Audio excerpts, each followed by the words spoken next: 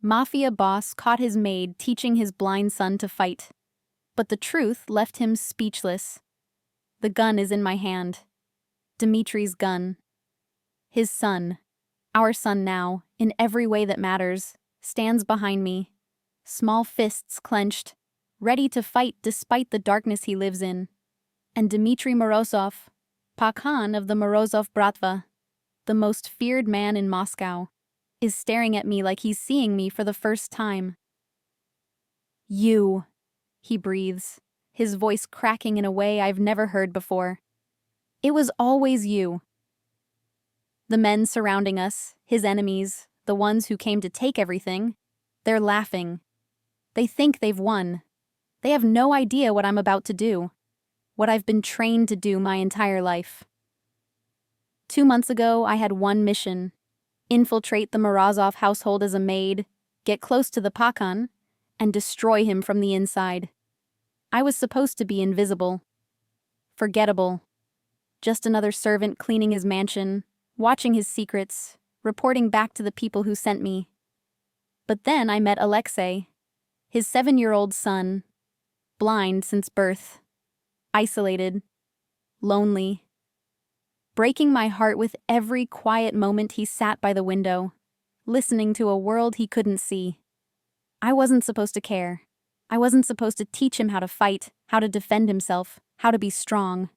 And I definitely wasn't supposed to fall in love with his father.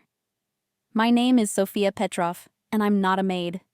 I'm Spetsnaz trained, born into a family that's been at war with the Morozov Bratva for 3 generations. My brother died by Dimitri's order, or so I was told.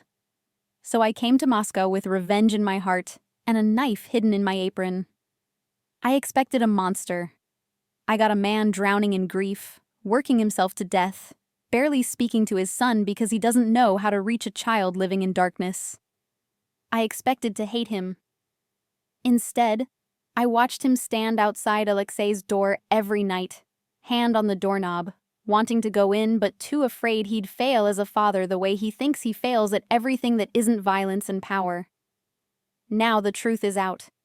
Dmitri saw me teaching Alexei to fight, teaching his blind son the combat techniques only a trained operative would know. He has questions. His men have guns. And the enemies who've been waiting for this moment have just kicked down the door. I have 3 seconds to decide: blow my cover and save them both, or let the man I love and the boy I'd die for face this alone. You want to know how an assassin falls for her target? How a maid becomes a mother? How a mission becomes a love worth dying for?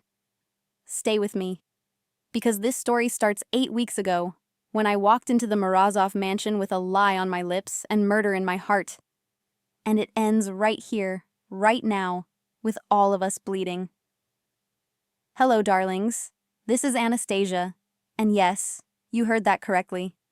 A trained assassin, a blind boy, a Bratva boss who's about to have his entire world shattered. Tonight's tale is one of my favorites because it asks the question we all fear to answer. What happens when the person you're supposed to destroy becomes the person you can't live without? Picture Moscow in winter. Snow falling on golden domes, the smell of pine and danger. Inside a fortress of a mansion, a little boy sits in darkness, tracing his fingers over braille books, while his father runs an empire built on blood and loyalty. And into this world walks Sofia, beautiful, deadly, and carrying secrets that could burn everything to the ground. This is a story about unexpected love, about a child who sees more clearly than anyone with sight, about a man learning that strength isn't always about power, and about a woman discovering that some missions can't be completed because your heart changes the orders.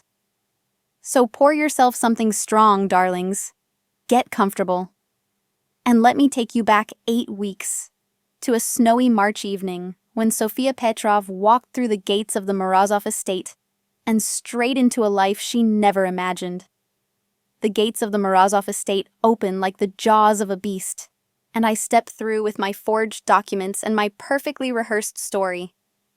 My name is Sofia Petrov. I'm 26. I need work. My mother is sick. I'm quiet, obedient, desperate. Every word is a lie except my name. And even that's only half true. My real name is Sofia Nikolaevna Volkov, daughter of Nikolai Volkov, sister of Anton Volkov. Both dead because of the man whose floors I'm about to scrub. The mansion is exactly what I expected. Excessive. Cold. Beautiful in the way a weapon is beautiful. All sharp edges and deadly purpose. Orthodox crosses hang on walls next to priceless art that was probably stolen. The smell of expensive leather and gun oil permeates everything. An older woman with steel gray hair and eyes that miss nothing leads me through marble hallways. This is Galina, the head housekeeper. She's worked for the Morozov family for 30 years, survived 2 regime changes and countless Bratva wars.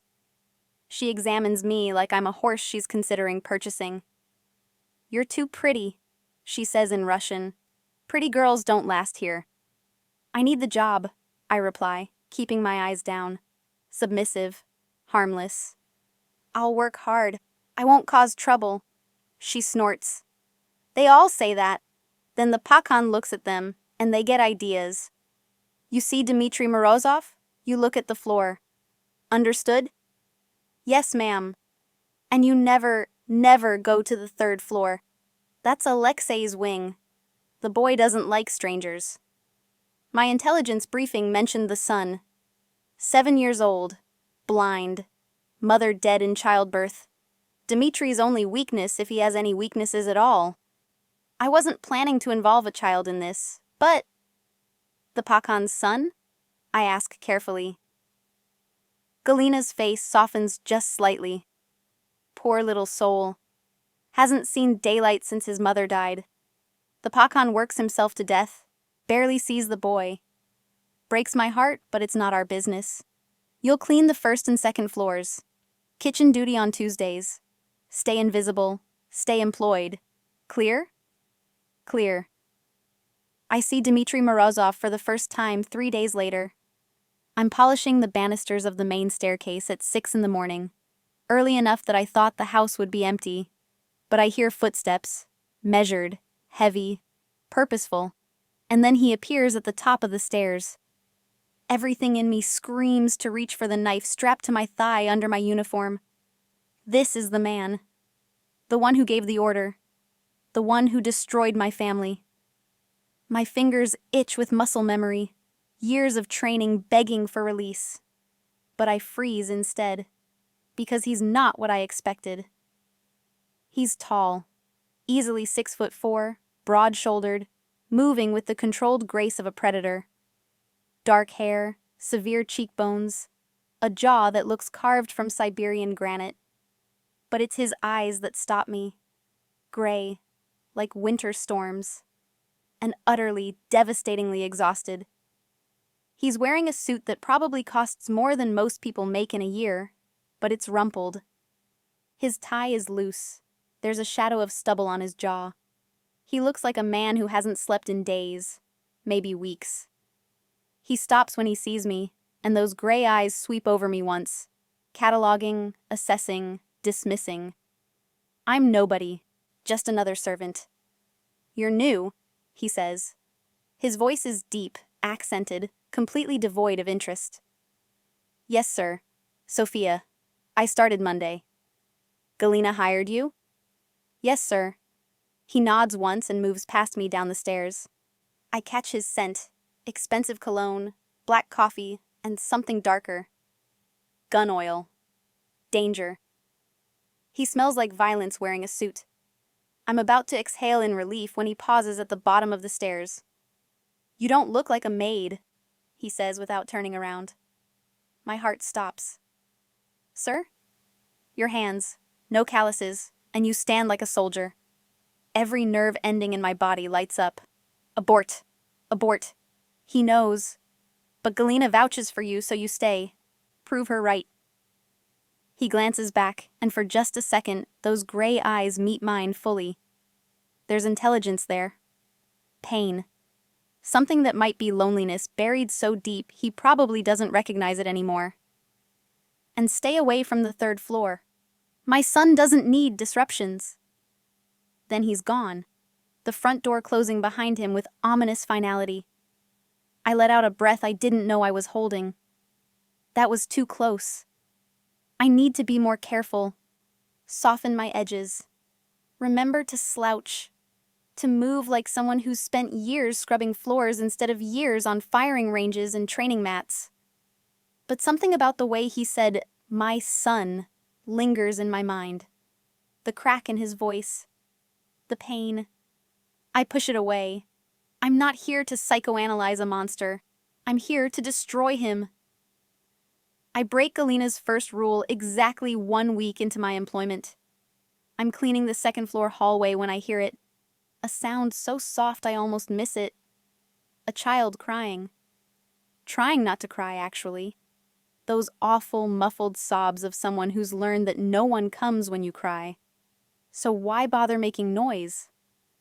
The sound is coming from the stairwell leading to the 3rd floor. I should walk away. This isn't my mission. A child, even the child of my enemy, isn't part of the plan. But my feet move on their own, climbing stairs I was explicitly forbidden to climb. The 3rd floor is different from the rest of the mansion, where downstairs is all cold marble and intimidating luxury. Up here is softer, carpeted, warm lighting. Pictures on the walls, a beautiful woman with kind eyes holding a baby. The same woman, pregnant, laughing. Dimitri in the photos looks younger, almost happy. The crying is coming from a room at the end of the hall. The door is cracked open. I knock softly.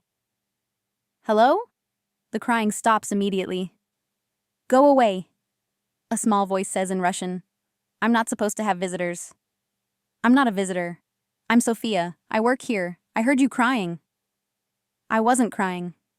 "Okay," I say gently. "Can I come in anyway?" Silence. Then, "Are you going to tell Papa?" "Tell him what? That I heard someone who definitely wasn't crying?" A pause. Then so quietly, "You can come in." I push the door open and my heart breaks into 1,000 pieces. The room is beautiful, clearly decorated with love. Books everywhere, though I notice immediately they're all Braille. Toys organized neatly on shelves. A huge window overlooking the grounds, curtains open to let in the weak March sunlight. And in the middle of it all, sitting on the floor next to an overturned chair, is the smallest, loneliest child I've ever seen. Alexei Morozov is 7 years old, all dark curls and delicate features. He has his father's bone structure but his mother's softness. And his eyes, pale gray like Dimitri's, are unfocused, staring at nothing. Beautiful, sightless eyes. He's holding his shin, and I can see blood seeping between his small fingers.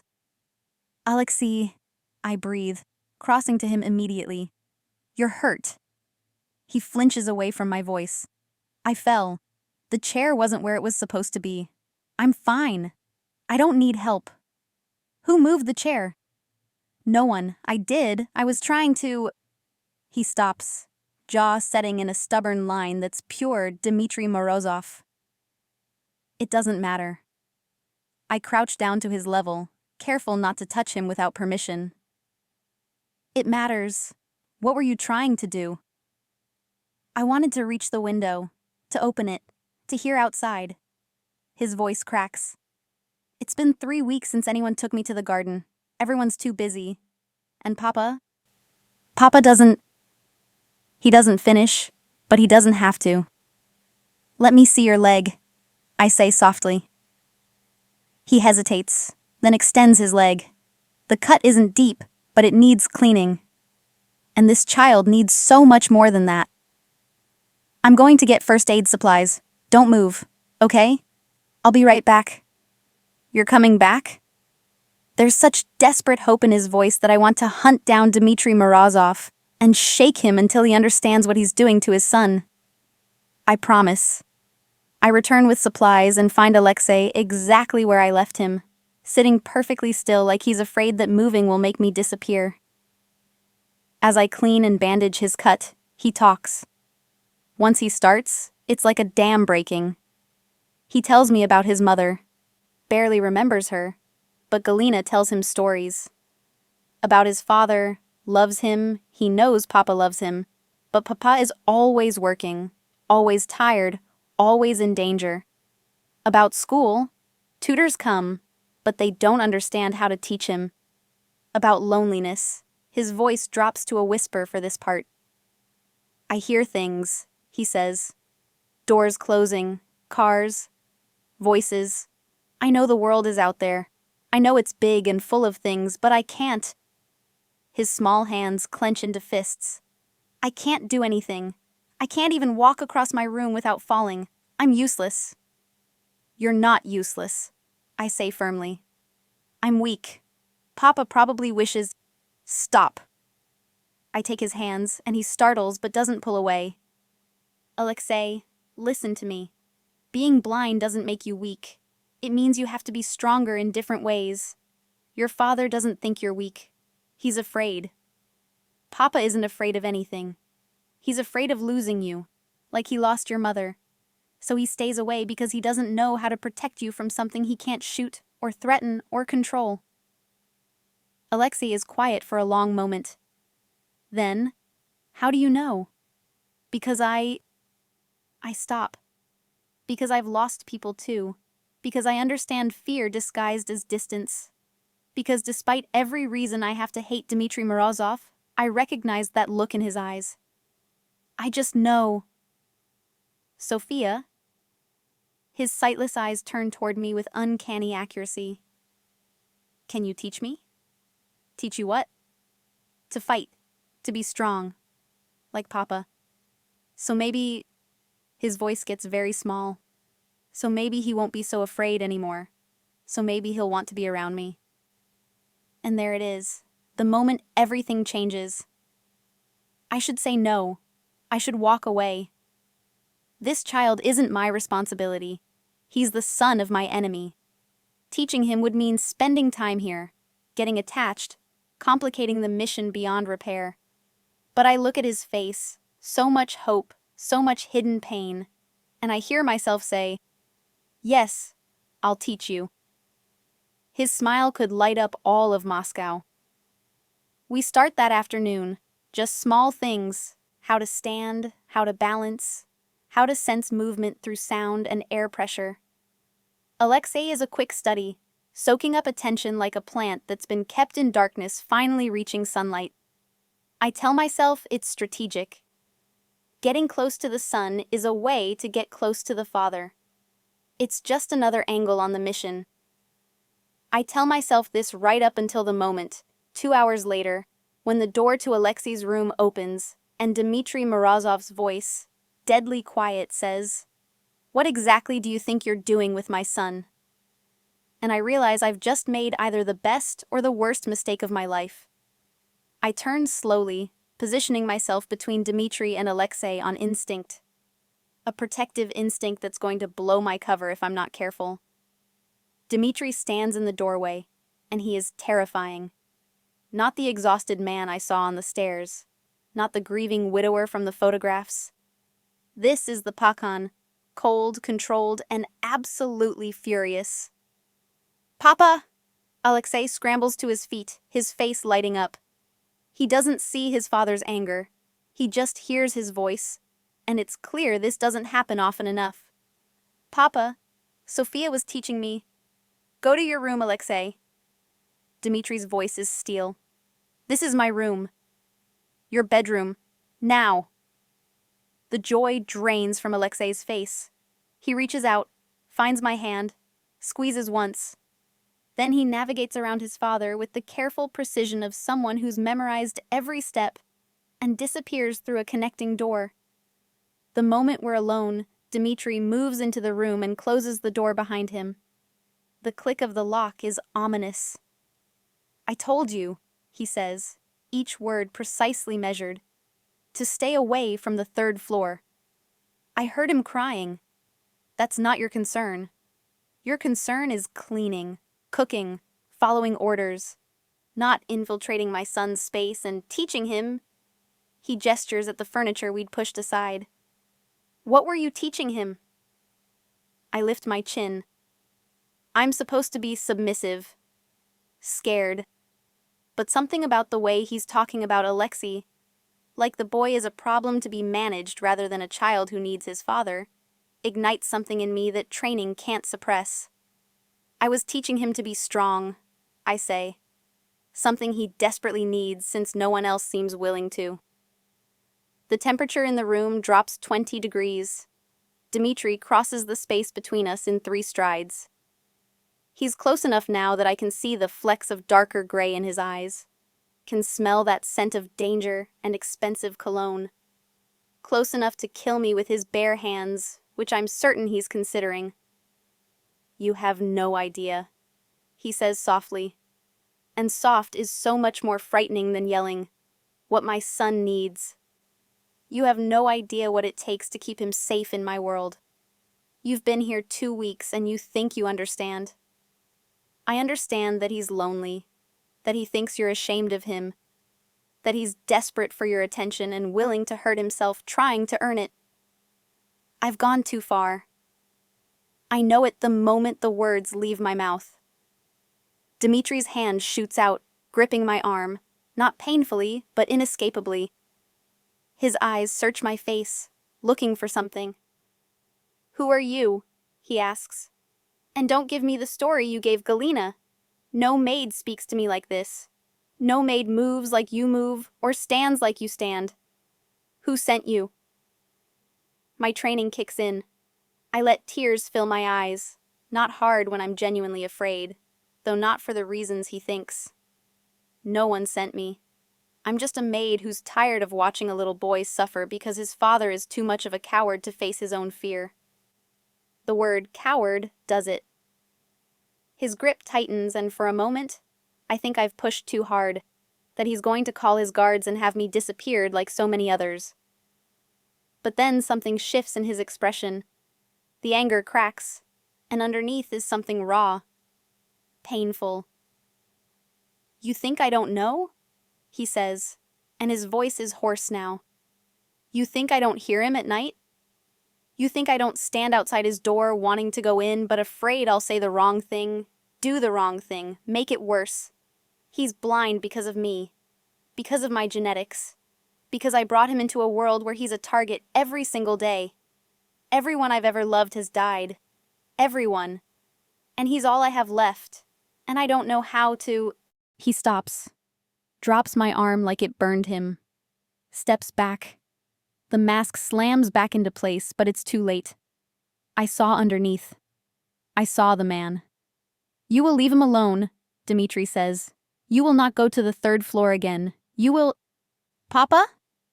Alexei's voice comes from the bedroom doorway. He's been listening. Please don't send Sophia away. Dimitri's jaw works. Alexei. Please. She's the first person who doesn't treat me like I'm broken. She's teaching me to be strong, like you. The boy's voice cracks. I want to be like you, Papa, so you'll be proud of me. The look on Dimitri's face is devastation. He's silent for so long, I think he might actually throw me out anyway. Then, so quietly, I almost miss it. 30 minutes, 3 times a week. I will supervise. Dmitri, I start. His eyes snap to mine. You will call me Sir or Pakan, and if I think for 1 second you're putting my son in danger, you will regret the day you walked through my gates. Is that understood? Yes, sir. He looks at Alexei. Go wash your face. Dinner is in an hour. Will you eat with me, Papa? Another crack in the armor. Yes, Sin. I'll eat with you. Alexei's smile could melt the Siberian tundra. After Dmitri leaves, I sit down on the floor because my legs are shaking. What just happened? I came here to destroy this man, and instead, I'm being drawn into his family, into his pain, into something I don't understand and definitely can't afford. This is a disaster. The lessons begin 3 days later, and Dmitri keeps his word. He's there for every single one, sitting in a chair in the corner, silent and watchful. It's unnerving. I teach Alexei basic self-defense adapted for his blindness, how to sense where someone is, how to use sound and movement and air displacement, balance exercises, how to fall safely, how to make his other senses sharper. Alexei soaks it all up, his confidence growing visibly. But I'm hyper-aware of Dimitri's eyes on me the entire time, cataloging every move I make, every technique I teach. I can feel him trying to figure out where I learned this, why I'm so good at it. I'm careful. I teach Alexei the basics, nothing that would mark me as professionally trained, but it's hard to completely suppress years of Spetsnaz conditioning. After the third lesson, Dimitri stands when Alexei goes to wash up. "Where did you learn to fight?" he asks. "My father taught me," I say. It's actually true. He said every woman should know how to defend herself. "Your father was military?" "He's dead." "How?" I meet his eyes. "Does it matter?" "Everything about you matters when you're teaching my son." There's something in the way he says it. Not suspicion anymore. Something else. Something almost like trust beginning to form.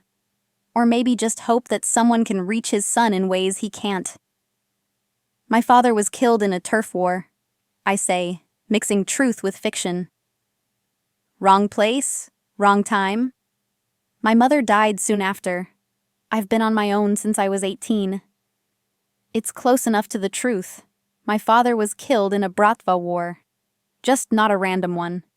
A very specific one. Ordered by the man standing in front of me." Dimitri is quiet for a long moment. Then, "I'm sorry." 2 words, but they sound genuine. I don't know what to do with that. Over the next 2 weeks, something shifts. Dimitri starts eating dinner with Alexei more often. I hear them sometimes.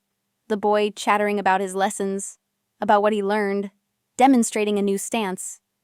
And Dimitri, his voice softer than I've ever heard it, asking questions, praising his son, laughing at something Alexei says. The sound of Dmitri Morozov laughing does something strange to my chest. I see him around the house more too.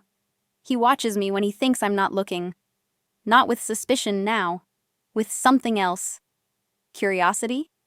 Interest?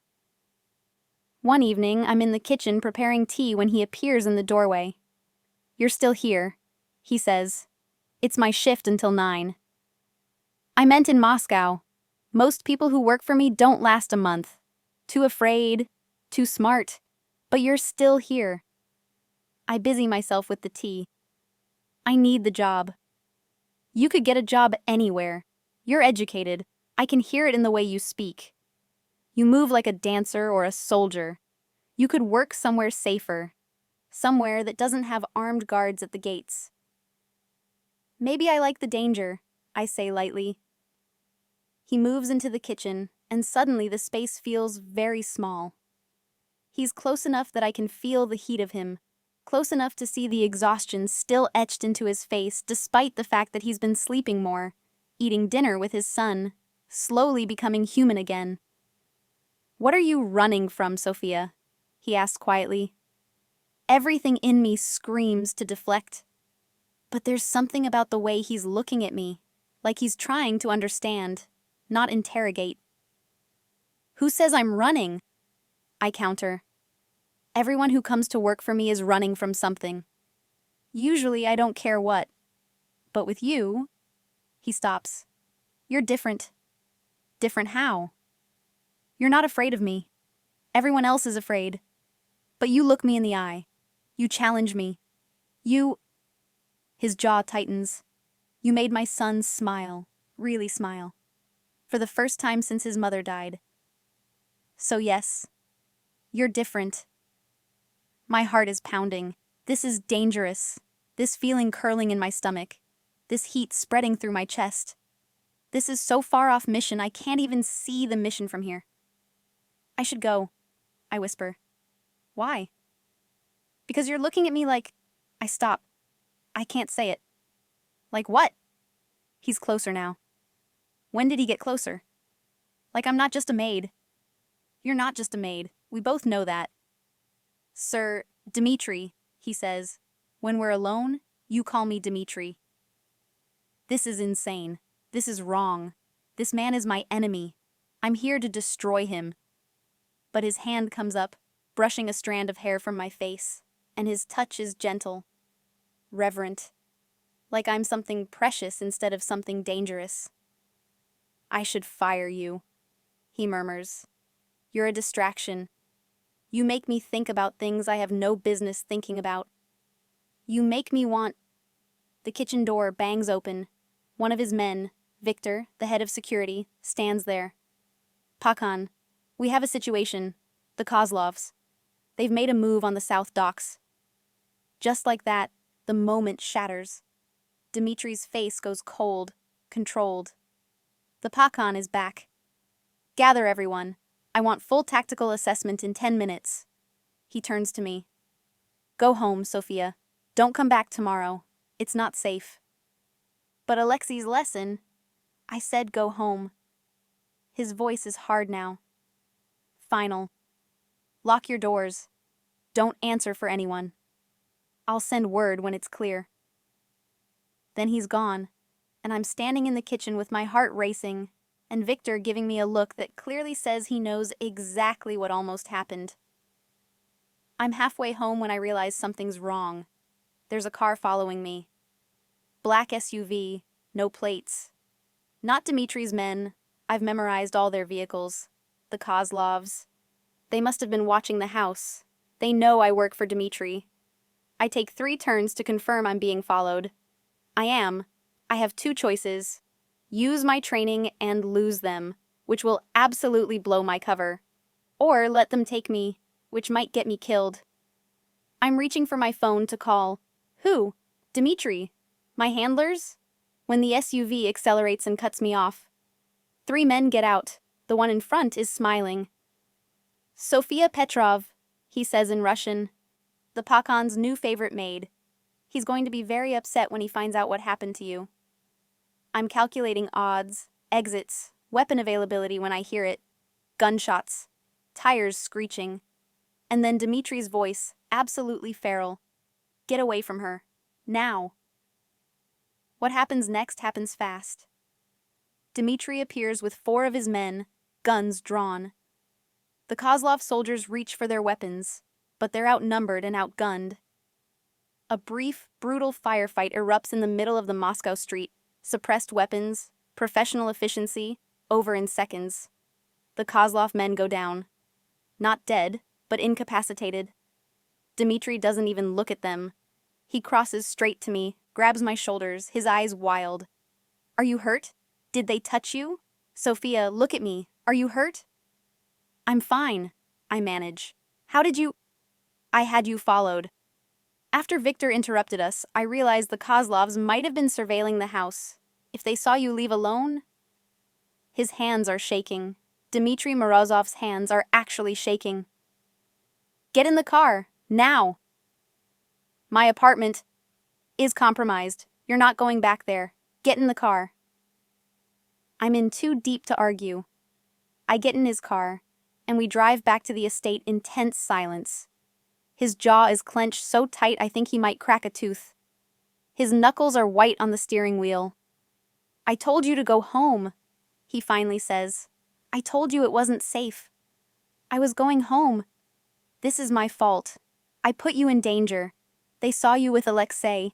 They saw me talking to you. And now they think you're a way to hurt me. Are you? I ask quietly. Do they think I'm a way to hurt you?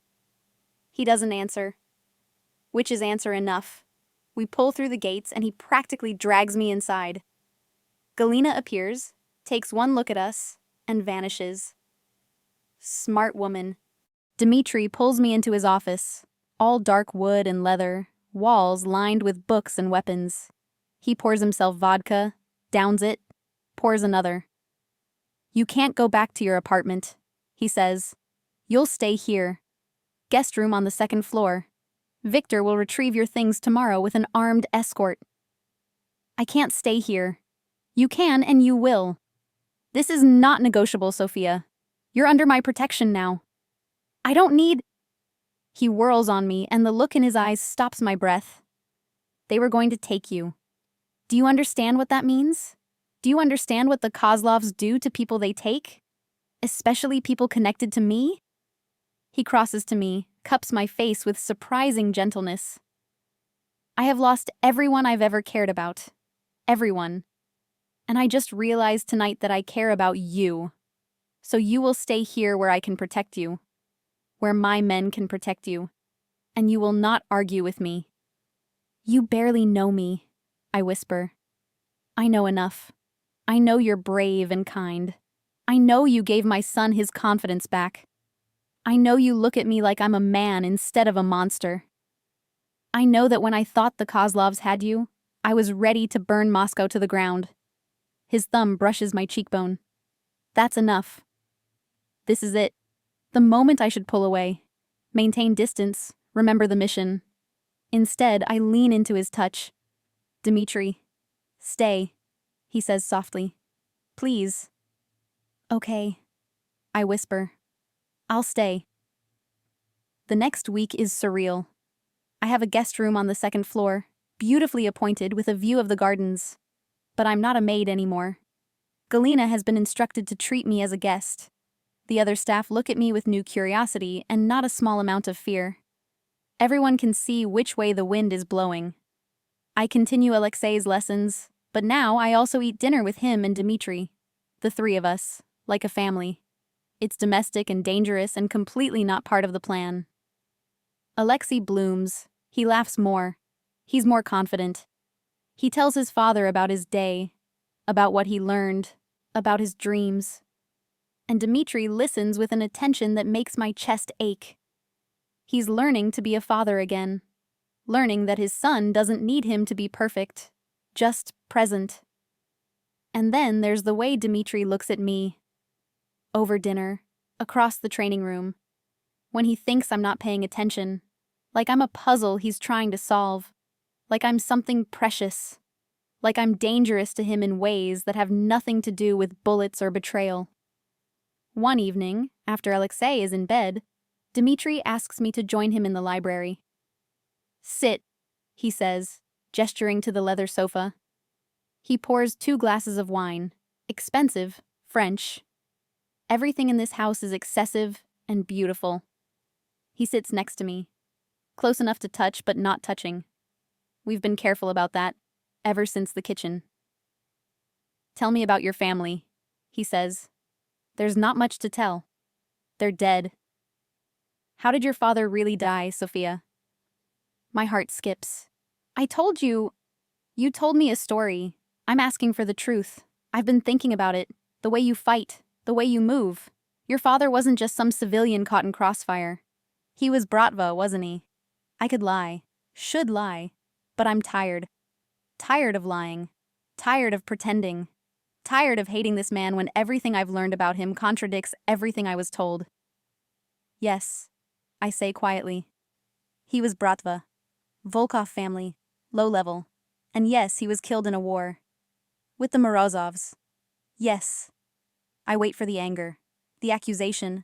The realization that I came here with bad intentions. Instead, Dmitri says, I'm sorry.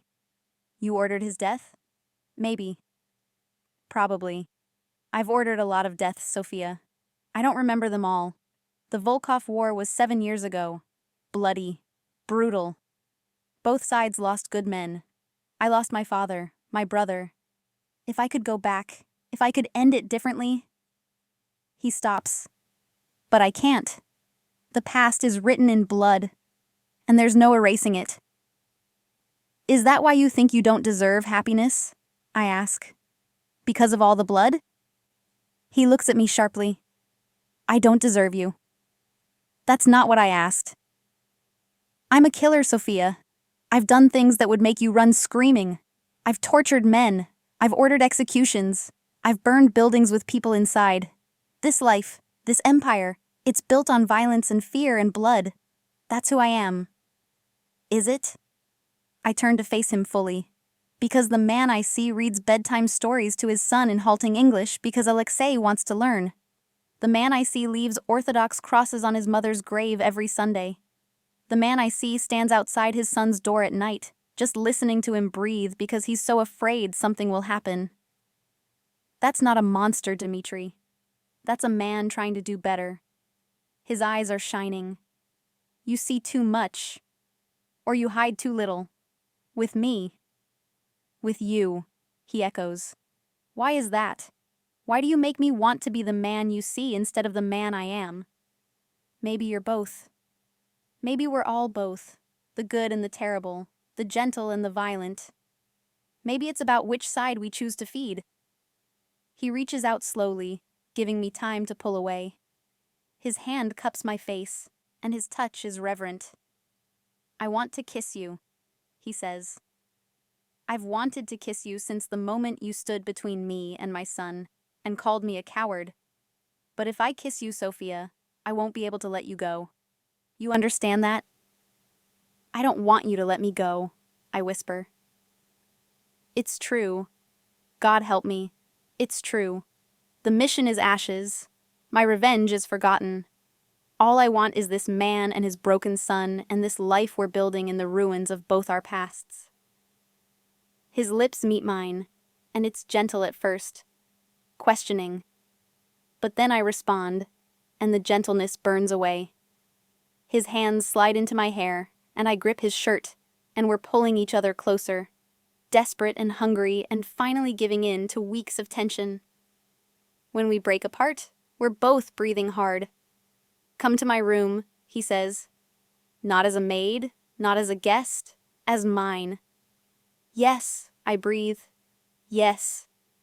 He takes my hand and leads me upstairs.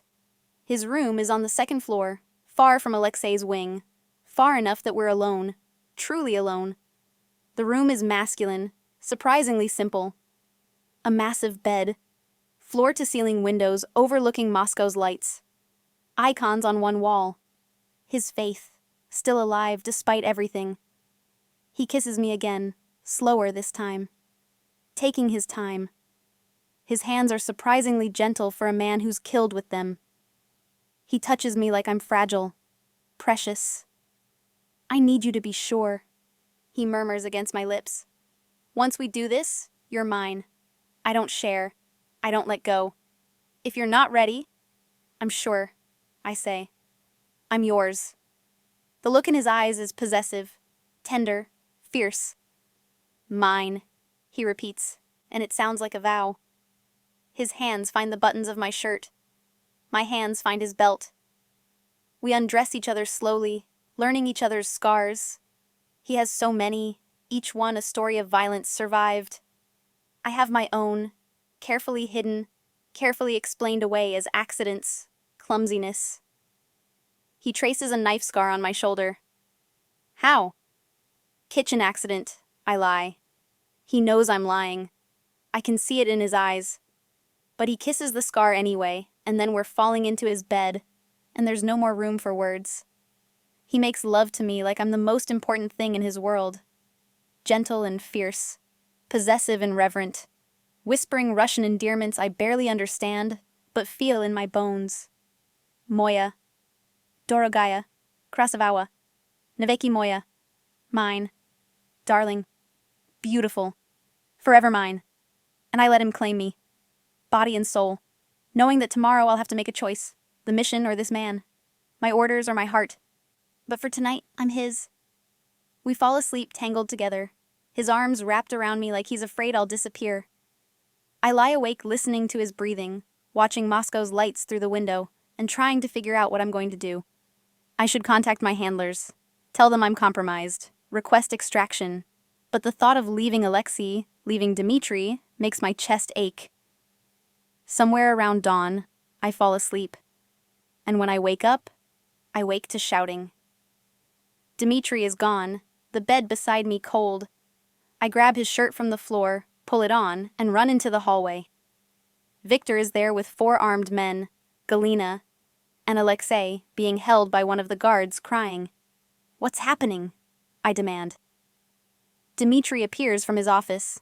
His face is cold, carved from ice. The Pakhan, not the man who made love to me hours ago. In his hand is a phone.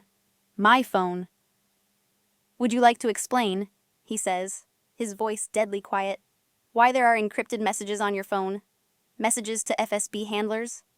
Messages detailing my security, my movements, and plans for my assassination? The world stops. No. No, no, no, no. I can explain. You're FSB. It's not a question. His eyes are dead. You're a spy. Everything. The job Alexei last night. All of it was a lie. An operation. Dmitri, please.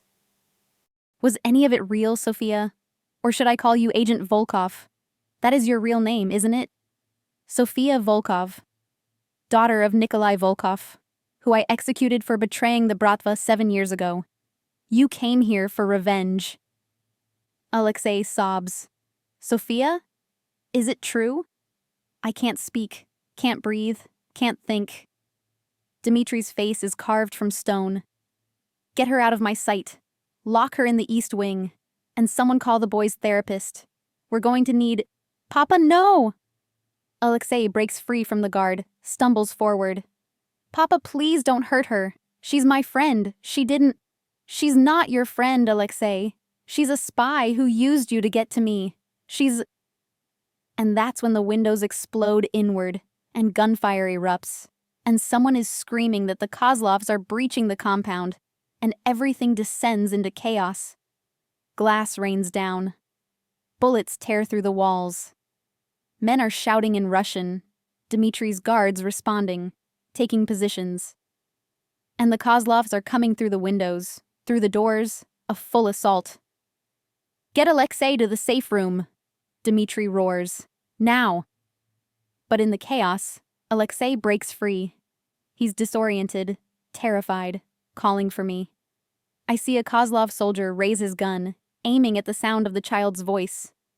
Training overrides everything. I'm across the room in seconds, tackling Alexei, rolling us both behind the overturned couch. Bullets thud into leather where we were just standing. Sophia! Alexei clings to me, shaking. I've got you, I whisper. I've got you. Close your eyes. No, sorry, that doesn't help. Cover your ears. Stay behind me. Victor appears, gun drawn, firing at the Kozlov soldiers. Get the boy out, he shouts at me. Where's the safe room? Basement, behind the wine cellar. Dmitri is across the room, engaged with 3 attackers. He fights like the killer he is, brutal, efficient, lethal. But there are too many. The Kozlovs came prepared this time. I grab Alexei, haul him up. We're going to run, okay? Hold my hand. Trust me. I trust you, he says immediately. It breaks my heart and puts it back together all at once. We run. I navigate the chaos, keeping Alexei behind me, dropping 2 Kozlov soldiers who try to stop us, disarming one, breaking another's knee. The muscle memory of my training taking over completely. We're almost to the basement stairs when I hear Dmitri shout, Sophia! I turn. He's seen me fight, really fight. There's no hiding what I am now, but there's no time for that conversation because one of the Kozlov soldiers is aiming at him from behind, and I have 3 seconds to make a choice. I grab a gun from a fallen guard and fire. Perfect headshot. The soldier drops. Dmitri stares at me. Then, get my son to safety. We'll talk after. If there is an after. The safe room is steel reinforced, built for exactly this scenario. I get Alexei inside, and he immediately starts crying. Hey. I kneel in front of him. You're safe now. Your papa's guards are handling it. Is Papa going to die? No. Your father is the most dangerous man in Moscow. He's going to be fine. Are you going to leave? Because of what Papa said? I close my eyes. Alexei, is it true? Are you a spy? Yes, I whisper. I came here to hurt your father, but then I met you, and I met him, and everything changed. I'm not here to hurt anyone anymore. I'm here because I love you both. You love Papa? Yes. Does Papa love you? I don't know. Maybe he did, before he found out the truth. Alexei is quiet for a moment. Then, Papa told me once that love isn't something you can control.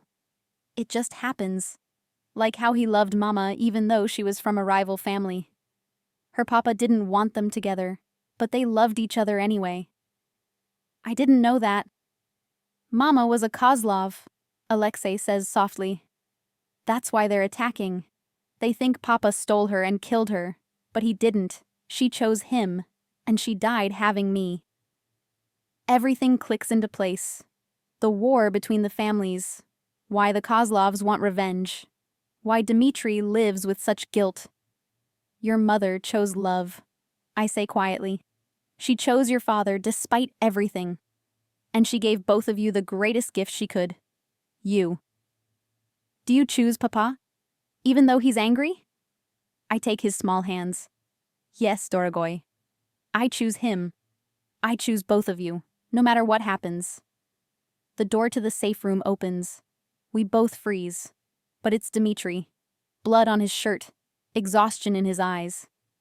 Behind him, I can hear the sounds of fighting dying down. Papa! Alexei launches himself at his father. Dmitri catches him, holds him tight, murmuring Russian endearments. Then his eyes meet mine over Alexei's head. We need to talk, he says. Alone. Victor comes to get Alexei, taking him to his room despite the boy's protests. Then it's just Dmitri and me in the safe room. The steel door closed, the weight of everything between us. The Kozlovs are handled, he says flatly. For now. But they'll come again. They always do. It's been 7 years, and they still want blood for Natasha's death. Alexei told me that she was a Kozlov, that she chose you. She died because of me. Bringing her into my world killed her. His voice is raw. And then I let you into my world, into my son's life, and you were sent to kill me. I was, I admit. My handlers told me you executed my father for betraying the Bratva. They told me you were a monster.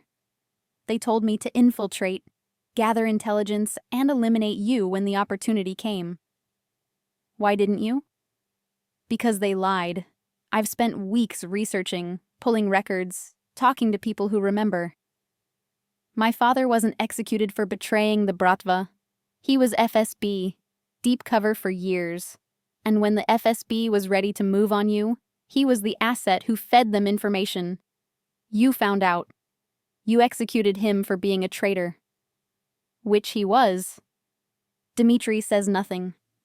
Everything they told me was designed to make me hate you, to make me willing to kill you. But the man they described isn't the man I found. You're not a monster, Dmitri. You're a man trying to protect his family, trying to do right by his son, trying to survive in a world that's eaten everyone you've ever loved. That doesn't change what you are, what you came here to do. You're right, it doesn't.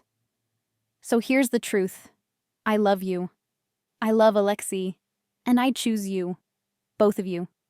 Over my orders, over my handlers, over everything. I'm done being a spy. I'm done with revenge. I just want... What? A happy ending? This isn't a fairy tale, Sophia. You're FSB. I'm Bratva. There's no version of this where we get to be together. Then we make a new version. You've done it before. You married a Kozlov. You chose love over war once. Choose it again. Choose me. He's silent for a long, terrible moment. Then, they'll never stop coming for you, the FSB. When they realize you've defected, you'll be hunted. By them and by everyone they can hire. I know. And my world. Alexei nearly died today. This is what my life is. Constant danger. Constant violence. You'd be giving up everything for this. I already gave up everything the moment I fell in love with you. His control finally cracks. He crosses to me, grabs my face in both hands. You're insane. You're going to get yourself killed. And I'm going to spend every moment terrified of losing you. Is that a yes? That's a you're mine now, and I'm never letting you go, even though this is the worst decision either of us has ever made. He kisses me fiercely. You understand what you're choosing? You'll be branded a traitor. You can never go back. I don't want to go back. I want to stay here, with you, with Alexei, building something real. Then we end this. Tonight. The Kozlovs, the FSB, all of it. We end the threats, and we start over. His eyes are fierce. But I need to know, can you kill for me? For us? For Alexei? I think of the boy upstairs who calls me his friend, who smiles when I walk into the room, who's already lost one mother. Yes, I say, I can kill for you. Then let's go to war. What happens next is a blur of violence and strategy. Dmitri calls in every favor, every alliance. We track the Kozlov leadership to their compound across the city, and we bring the full force of the Morozov Bratva down on them. I'm at Dmitri's side throughout, no longer pretending to be anything but what I am. A trained operative, deadly, efficient. Fighting next to him like we've been partners for years. When we breach the Kozlov stronghold, it's brutal, but I've stopped counting casualties. Stopped thinking about the morality of it. This is survival now. This is protecting my family. We find Grigory Kozlov in his office, old, bitter, still clinging to a 7-year-old grudge. Morozov, he spits. Come to finish what you started? You killed my daughter. Your daughter chose me, Dmitri says coldly. She left your family willingly. And she died because childbirth is dangerous, not because I killed her. Let it go, Grigory. This war has cost both of us enough. Never. You took everything from me. So I'll take everything from you. Starting with your son. I have my gun against his temple before he finishes the sentence. You'll never touch that child, I say softly. Threaten him again, and you won't live long enough to regret it. Gregory looks at me. Who are you? I'm the woman who's going to end this. I look at Dmitri. We can kill him, or we can offer peace. Your choice. Dmitri considers. Then, peace, but it's not free. You withdraw all claims against me and mine. You acknowledge that Natasha chose freely. You accept that your grandchild, my son, is Morozov, not Kozlov. And you leave us alone, forever. And if I refuse? Then Sophia kills you, I kill your lieutenants, and we burn your organization to the ground. Your choice. Grigory looks between us. Then, finally, peace. But I want one thing. What? Let me meet my grandson. Once. Just once. Let me see Natasha's child. Dmitri's jaw works. Then, once. Supervised. You harm him, threaten him, or upset him in any way, and the deal is off. Understood? Understood. We leave the Kozlov compound as dawn breaks over Moscow. Dmitri's hand is in mine, and we're both exhausted, blood-stained, but alive. It's over, I whisper. For now. There will always be something, but we'll face it together. Together? I agree.